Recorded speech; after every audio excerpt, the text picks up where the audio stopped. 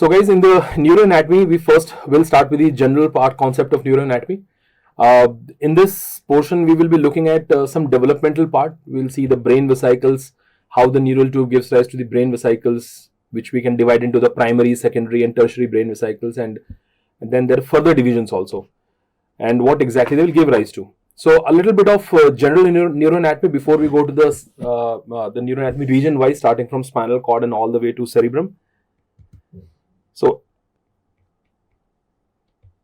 the neural tube, well, we talked about the neural tube in head and neck also when we said the neural tube will divide into the alar plate and basal plate by the sulcus called as the sulcus limitans. But this time we are looking at a neural tube in the more cranial part, and that neural tube in the more cranial part will give rise to the brain vesicles, and we call it the primary brain vesicles.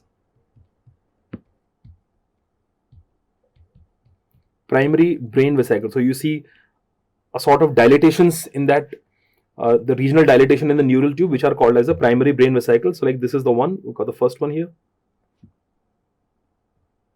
the second one and the third one.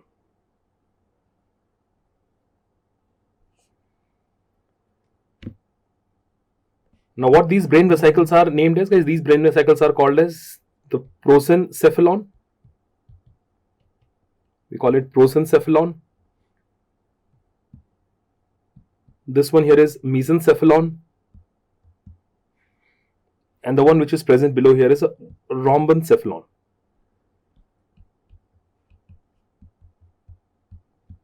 Rhombencephalon. Prosen, mesalon and rhombencephalon. This being a primary brain vesicle, there is a further division of this, and the primary brain vesicle will further divide, or you can say subdivide, into the secondary brain vesicles. So the prosencephalon will divide into the telencephalon. Above that you can see there's a telencephalon and diencephalon. So these are the two further divisions of prosencephalon, that is telen and dien. Let me just name them first.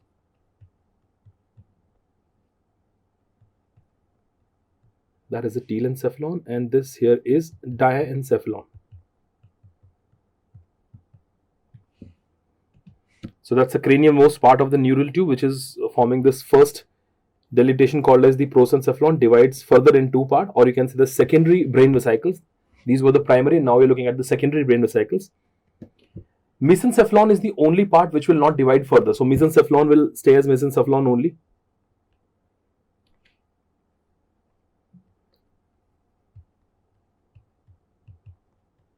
That is the mesencephalon.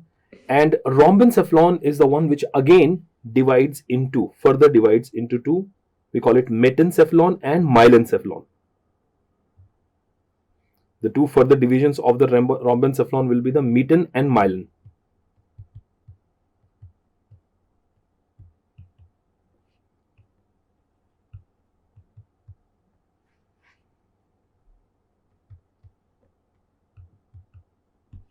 Right, just highlighting them so that you remember which one is dividing into what.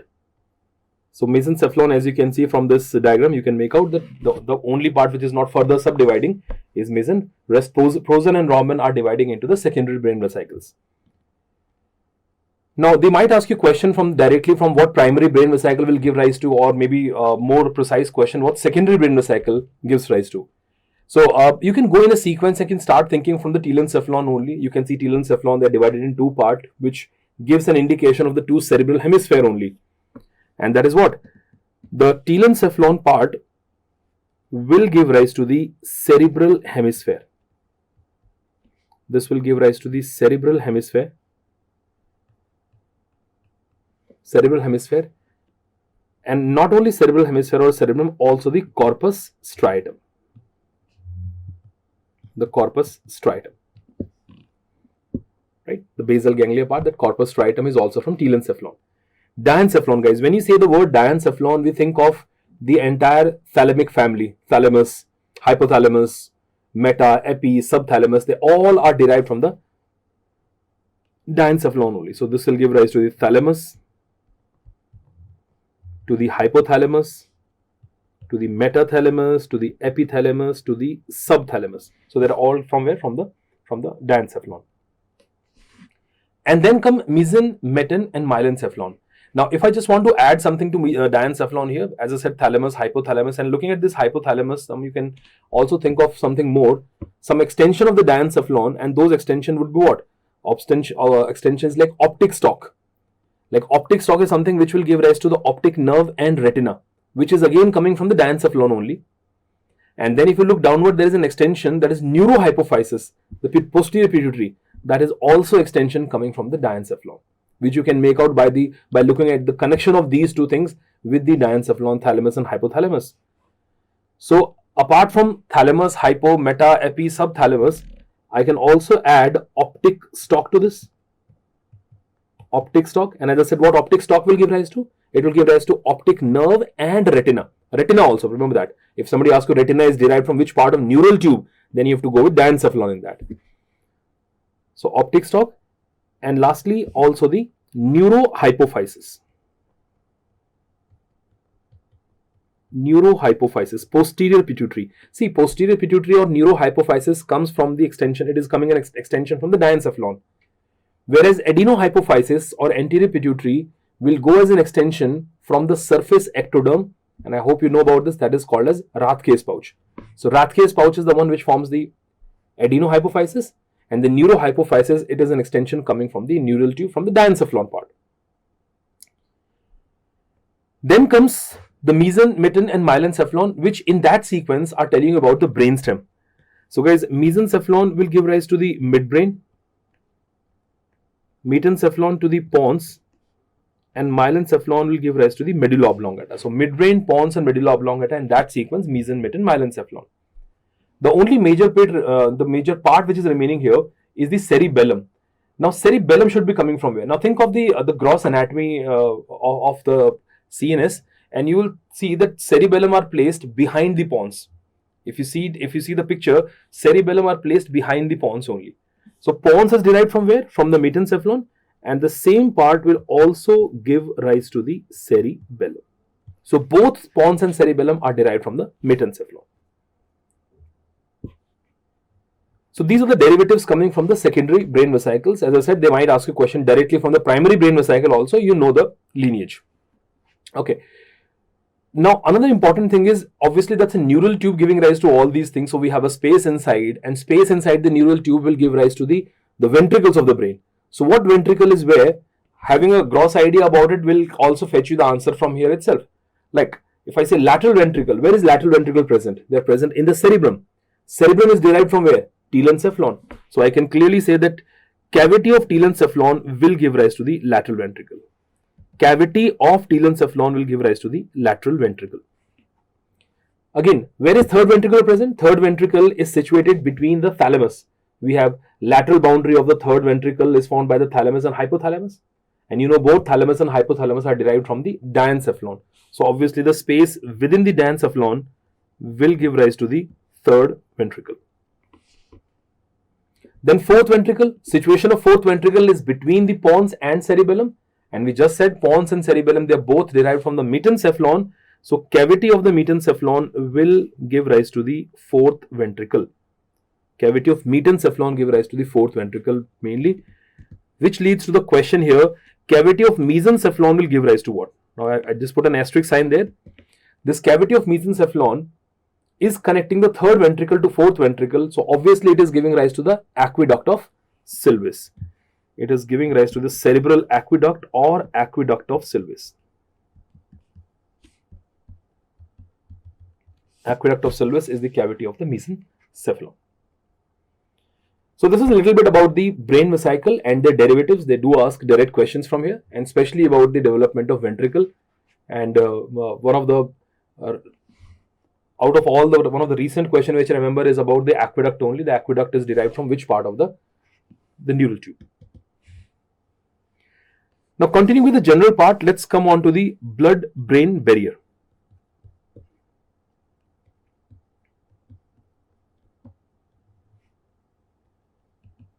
Blood-brain barrier.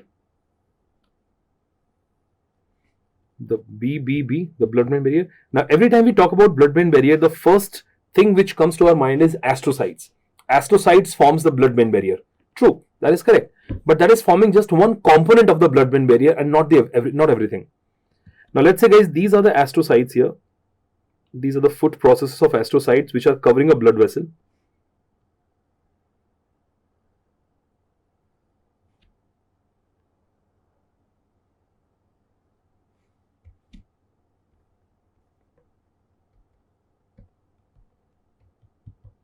So surely astrocyte is one component of blood-brain barrier, but probably not the most important component.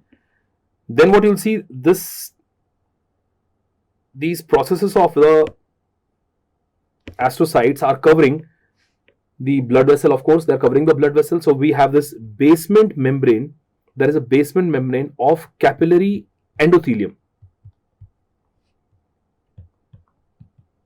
Basement membrane of capillary endothelium. And if this is the endothelial cells we're talking about, if these are the endothelial cells we are looking at, now all these endothelial cells, guys, which are forming the lining for this capillary inside, they are all connected by the junctional complexes. And one of the important junctional complex which we need here is the tight junction, also called as zona occludens. So tight junction, or so-called zona occludens, tight junction or zona occludens between capillary endothelium. So these are overall all the components of the blood-brain barrier. We got an astrocytes. If you go from outside to inside, we got basement membrane of capillary endothelium, and we have tight junction or zona occludens between the capillary endothelium. But if the question is asked to you that which of the following is the most important component of blood-brain barrier or the true blood-brain barrier, then your answer is not astrocyte. You have to go with the tight junction. So please note that tight junction is the one which is regarded as the true blood-brain barrier. If you have to choose between them, this will be your answer. So true blood-brain barrier is your tight junction. Talking about blood-brain barrier, well, obviously blood-brain barrier is present all around the brain, everywhere. But there are certain places where we do not have blood-brain barrier, and what site are those? They do ask this question as well. Now, if you look at all the areas which are devoid of blood-brain barrier, now they have something very unique about their location, that they are present in the circumference of some ventricle only. Either you see them in the circumference of third ventricle, or you see them in the circumference of fourth ventricle. What I'm saying is, if I talk about areas devoid of blood-brain barrier,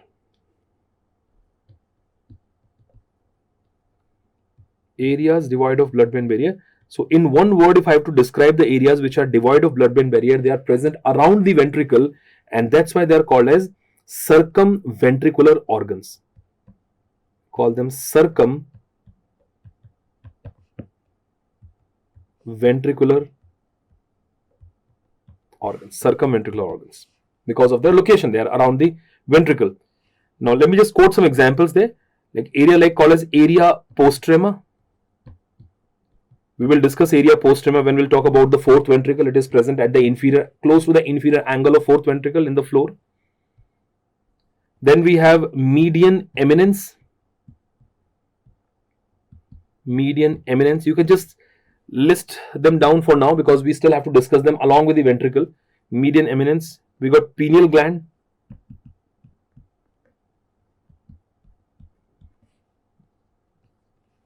We got neurohypophysis. Neurohypophysis or posterior pituitary, you can say neurohypophysis or posterior pituitary. Subfornical organ. Subfornical organ, and you can add one more example to this, that is OVLT. What OVLT stands for? That is organum vasculosum. Organum vasculosum lamina terminalis. Organum vasculosum lamina terminalis. Again, something to be discussed when we'll talk about the third ventricle, guys. Organum vasculosum lamina terminalis. So you should know this list of the areas which are devoid of blood-brain barrier. If I just given one significance here, like the pineal gland, the hormones coming out of the pineal gland, they have to act on the neurohypophysis. So both are devoid of blood-brain barrier, and that is something which is facilitating it. And there are certain drugs also which are designed which will act exactly at those areas where the blood-brain barrier is not present, and they can always enter inside using one of these areas, like area postrema. So this is called as these are the list of areas which are not having the blood-brain barrier, and because all of them, every single one of them is having some relation or present in the periphery of the ventricle, third or fourth ventricle, so we call them circumventricular organ. Circumventricular organ. Now guys, talking of devoid, there are some areas in the brain which are also devoid of nociceptive fiber or pain fibers. Now we do not have pain fibers in majority of the part, to be honest. So areas devoid of pain fibers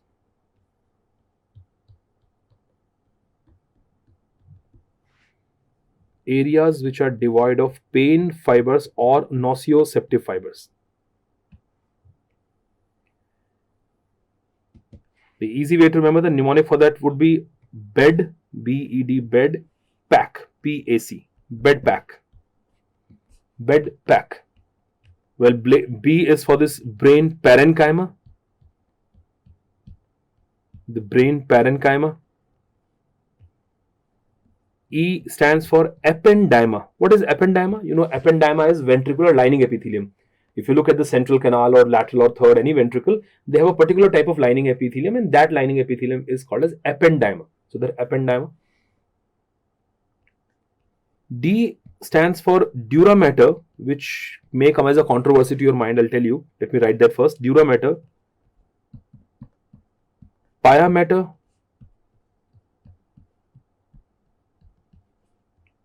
arachnoid mater, and C is for the choroid plexus. Choroid plexus. Now, if you remember, when we're talking about the dura mater and dural venous sinuses in the head and neck part, then we said dura mater is something which is having pain fibers. Remember, it was supplied by the trigeminal nerve, 7th, 9th, 10th, and cervical nerves also. There's so many nerves supplying the dura mater. So obviously, there must be pain fibers present in the dura mater. And now I'm writing dura mater in the list which is devoid of pain fiber. Well, there's a little catch here, and the catch is that dura mater, which is neither covering any blood vessel nor contributing to the formation of any dural venous sinus, is devoid of pain fiber. So we do have pain fibers in the entire dura mater, but at those points where dura mater is covering what? It is covering the blood vessel and it is covering the dural venous sinus. So we have pain fibers there. Apart from it, the dura apart from it is devoid of the pain fiber. So dura, with the area which is devoid of pain fiber, we said dura mater, which is neither covering blood vessel.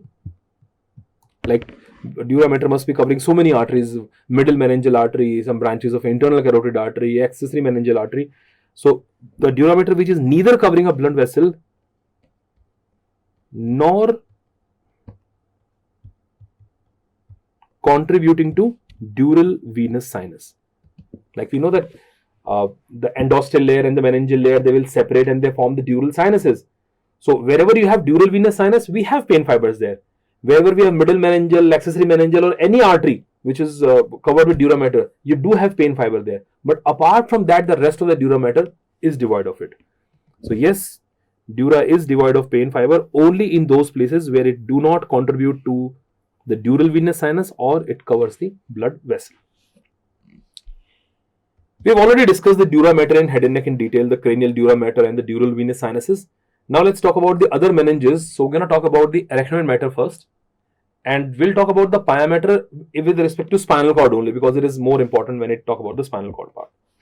So let's start our discussion with the arachnoid mater. Continue with the general part here. Let's now pay attention to the arachnoid mater.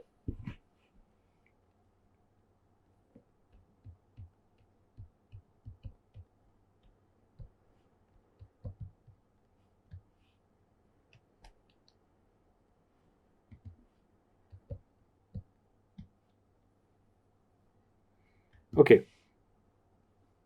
Now, what you see, guys, if I just go back to the dura part here. So we said we have two layers of the dura mater. There is an endostel layer of the dura, and here is the meningeal layer. And of course, in between we got this dural venous sinus. If I mark this as devious, that is dural venous sinus present between the endostyle and the meningeal layer of dura mater. That is dura mater you're looking at. The next one, or the deeper one to it, is the arachnoid.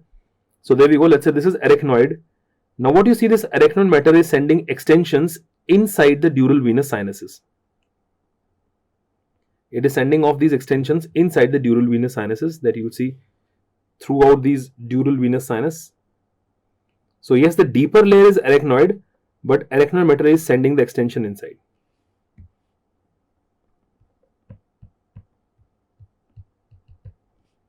That is arachnoid matter. And these extensions are called as arachnoidal villi. Of course, these are the finger-like projections, so we call them arachnoidal villi. These are referred as arachnoidal villi. Now, generally we say, guys, what is the function of arachnoidal villi? We simply say they for the absorption of the CSF. But does this word absorption sounds right? Well, it doesn't, because absorption of CSF means something like taking inside. CSF is already present here. If I look into this picture here, CSF is where already in the subarachnoid space. CSF runs in the subarachnoid space. As a matter of fact, the components of CSF are dissolved into the dural venous sinus through these arachnoidal villi. So you will be seeing the CSF being drained into the dural venous sinus through the arachnoidal villi. So when you say the word absorption of CSF is done by the arachnoidal villi, that actually doesn't sound right. So it's basically kind of dissolving the CSF or allowing the CSF to, or the component of CSF to mix up with the dural venous sinus blood. Now these villi, when you say the word villi, obviously villi are the finger-like projections. So if I draw it like this, these are the arachnoidal villi.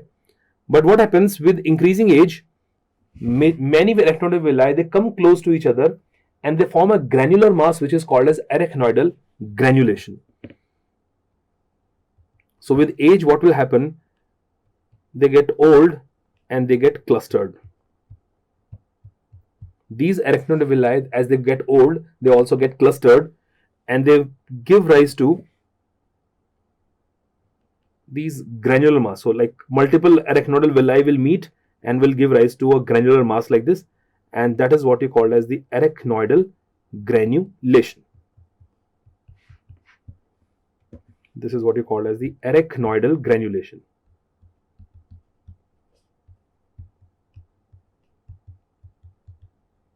Arachnoidal granulation. And one thing that you should know about the arachnoidal granulation, that majority of the arachnoidal granulation, they're present along superior sagittal sinus. This is such an important information here, that majority of the arachnoidal granulation, not all of them, but yeah, most of them, most of the arachnoidal granulation are present here along the superior sagittal sinus. Why this information is important? Because if arachnoidal granulation are present mainly along the superior sagittal sinus, that means the maximum absorption of CSF also takes place where? In the superior sagittal sinus, right? Which also tells me that if somebody is having a meningioma which is originating from the arachnoid, so the chances of that meningioma is also where? In the superior sagittal sinus. So knowing that the arachnoidal granulations are mainly present in the superior sagittal sinus gives us two more information here. One, that maximum CSF absorption,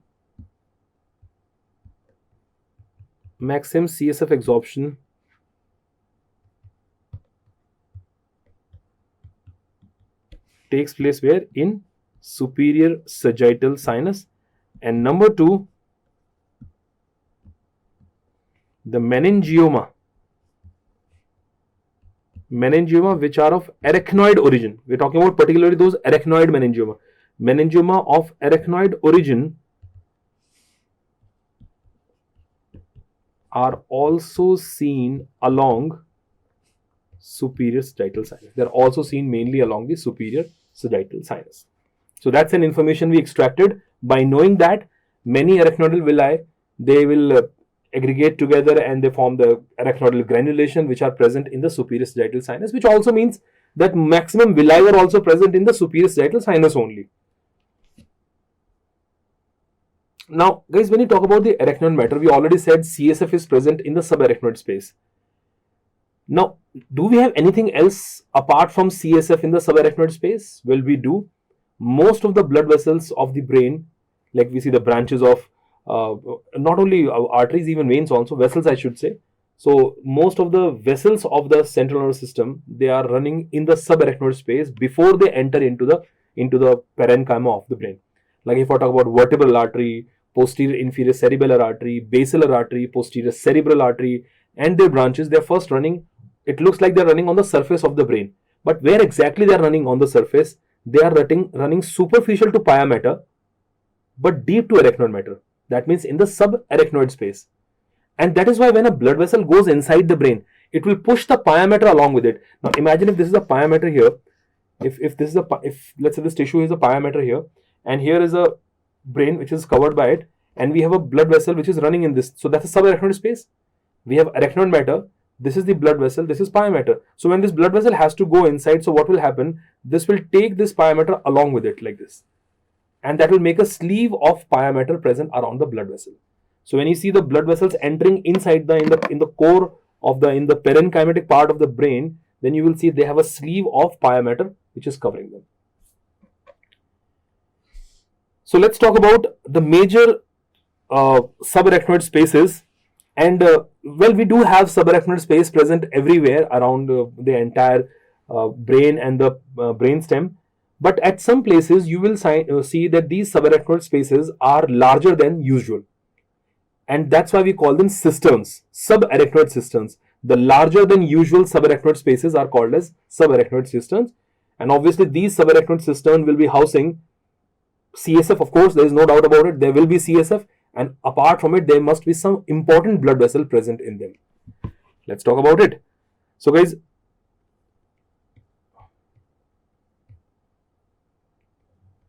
subarachnoid, we said what? Cisterns. So these are nothing but the large subarachnoid spaces. These are large subarachnoid spaces. These subarachnoid cisterns are the large subarachnoid spaces. Well, there are so many cisterns we have. I mean, there are some minor and major cisterns, but when we talk about the major cisterns, there are 5 of them. And 4 can be seen when you take a sagittal section of the brain. If I take a sagittal section of the brain and spinal cord, I can, from the side, I can appreciate 4 of them. One is seen from the outer aspect, can be seen from the superolateral surface of the brain. So let me take a sagittal section which is passing from the corpus callosum. So here we go, guys. Let's say this here is the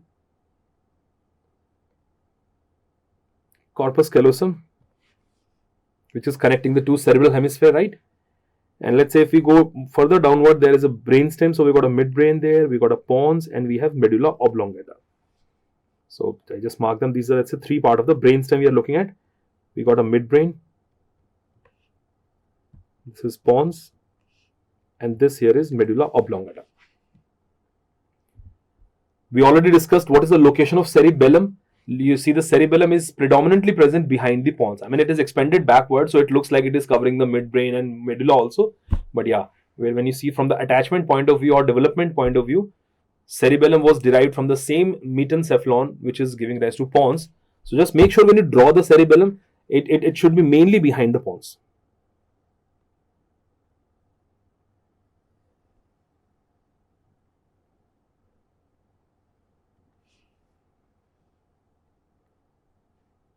And of course, the ventricle that we got inside here, that is the 4th ventricle.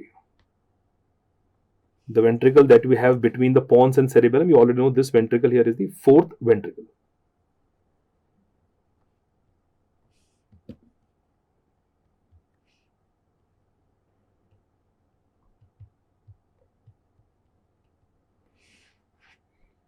So that's the overall the sagittal section we're talking about. Okay. Now, let's imagine that this black line here is representing the pia mater. The pia mater is the most faithful layer of the brain, goes along with every gyri, every sulci. So it is kind of adherent to the brain only. That is the pia mater. And then obviously outside pia mater will be arachnoid. Arachnoid is also running mainly with the curvatures of the brain. But as I said, at some places you will see arachnoid matter is jumping from one elevation to another elevation, and that leaves a space in underneath it, which is called as a cistern, subarachnoid cistern. So if, let's say, guys, this here is the arachnoid matter, So you'll see we have a large space in front of the midbrain. Look at that, the one which I've I made it larger here. We got a relatively larger space in front of the pons.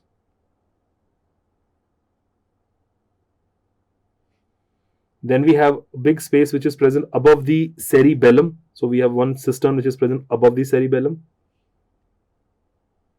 And the largest cistern is the one which is present below the cerebellum.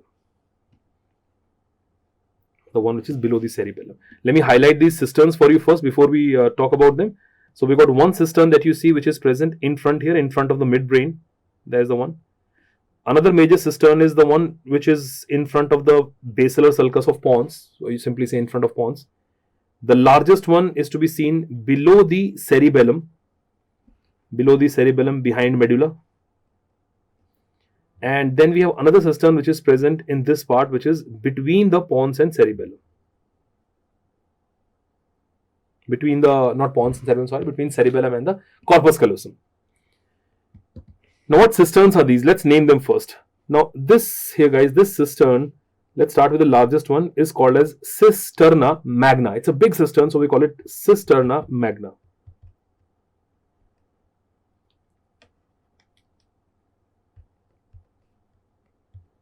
This is the cisterna magna. Either you call it cisterna magna or you can even call it cerebello-medullary cistern. You can see it is situated between the lower part of the cerebellum and medulla. So we call it cerebello-medullary cistern. So cisterna magna or cerebello-medullary cistern. And what is there in this cerebello-medullary cistern if I write their content here itself? Well, of course, CSF will be there. I don't have to write that.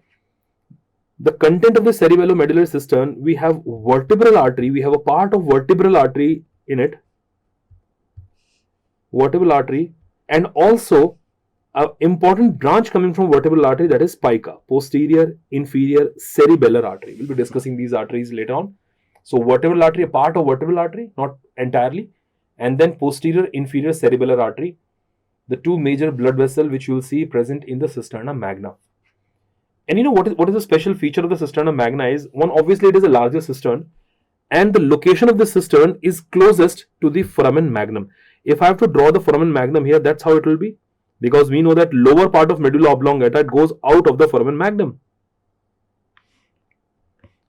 So let's say this here is the foramen magnum. So the cistern is in very close relation to the foramen magnum. That's why if we have to do cisternal puncture, well, obviously lumbar puncture is the one which is always preferred. But if for any reason, if there is a spinal cord stenosis or there is a tumor or any reason that you have to do the cisternal puncture only, then the only cistern of choice will be the cisterna magna, because that's a cistern which you can reach. You have to insert a needle from the posterior side, from below the foramen magnum obliquely upward, and that's how you can take out the CSF from there. So if the cisternal puncture has to be done, it has to be done from cisterna magna. Although never a safe procedure to be done, because we have brainstem present in front, which is having the respiratory and the cardiovascular areas in it. But because this cisterna magna, as I said, this cisterna magna is closest to foramen magnum, one important thing. Number two, it is largest also. It's the largest cistern. So for both these reasons, it is used for cistern, can be used for cisternal puncture.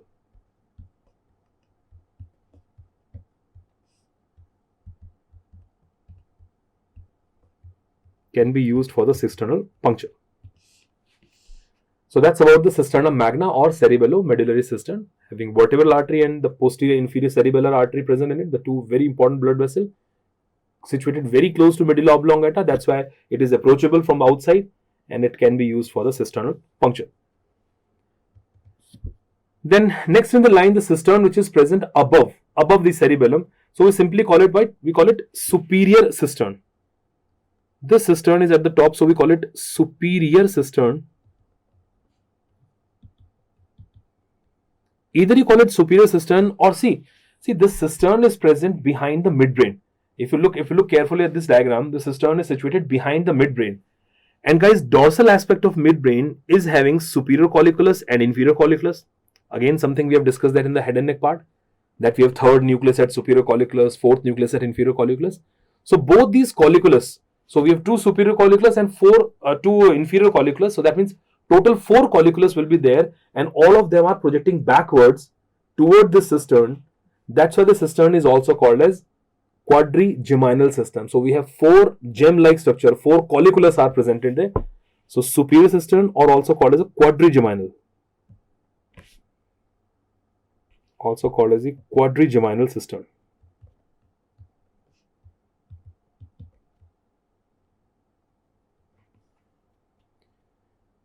So first was the magna, the cerebellomedullary cistern, and now we are looking at a superior cistern, also called as a quadrigeminal cistern, which is actually in continuation to the Imbian cistern. And what is there? What is there in the cistern? Again, this is something we discussed in the cranial durameter only. When we talked about the straight sinus, guys, we said straight sinus is a continuation of a vein coming from the brain, and that vein was great cerebral vein or vein of Galen. So that vein will be seen in there. That is called as a great cerebral vein or vein of Galen. Great cerebral vein, also called as vein of Galen. Where exactly this vein of Galen is, we will be discussing that in the blood supply part of the brain. But as of now, just write the content. We'll go to the anterior part. Now we saw the 2 cisterns present behind the brainstem, one above the cerebellum, one below the cerebellum. Now when you go in the posterior part, there's a cistern present in front of the pons. So we simply call it pontine cistern. This is called as a pontine cistern. Pontine cistern or cisterna pontis, whatever you call it, pontine or cisterna pontis. And what we expect to see in the pontine cistern is, now we know that vertebral artery will be coming forward like this, and the vertebral arteries are the one which will fuse or join with each other, and they will give rise to the basilar artery. And that basilar artery is the one which you see running in the basilar sulcus, present right in front of the pons. So the main content of the pontine cistern is the basilar artery. The basilar artery. Now obviously, if you have branches of basilar artery, like we have the branches like posterior, superior, we have superior cerebellar artery, we have anterior inferior cerebellar artery, we have direct pontine branches. So obviously initial part of those arteries will also be seen in that cistern, and then they were moving outward. But you got to remember the major content here. Basilar artery is there, so obviously the beginning of the branches of the basilar artery will also be there in the pontine cistern. And finally, coming to the cistern present in front of the midbrain. Now first I wanted to understand the name of this cistern and why it is called so. If you remember, guys, again in the head and neck part, when we talked about the cranial nerve and we talked about the third and the fourth nerve, we said they are coming from the midbrain. So we drew the midbrain something like this, right? So we have a colliculus present at the back. That was a colliculus part, superior inferior colliculus.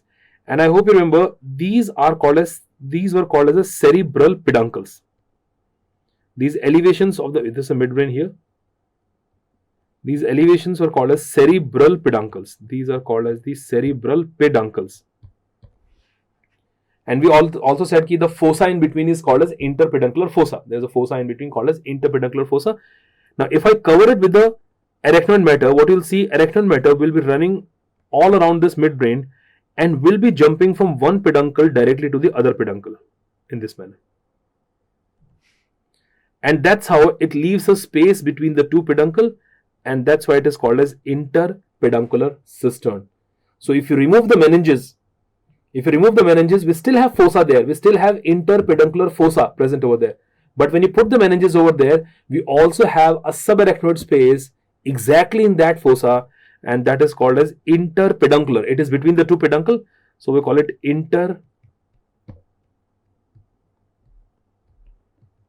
interpeduncular fossa, which you are seeing right now in this diagram in the sagittal section. It's right in front of the midbrain. In the middle part of the midbrain, it is there in front. So that's the same thing that you see in the transverse section between the two cerebral peduncle. Is called as interpeduncular cistern, I should say now. Interpeduncular cistern, which is in the fossa. What we expect to see in the interpeduncular cistern, apart from apart from CSF, well, basilar artery, now it goes. Now imagine the basilar artery is going above here, and we know that basilar artery divides into posterior cerebral artery, and this posterior cerebral artery is joined by the posterior communicating artery.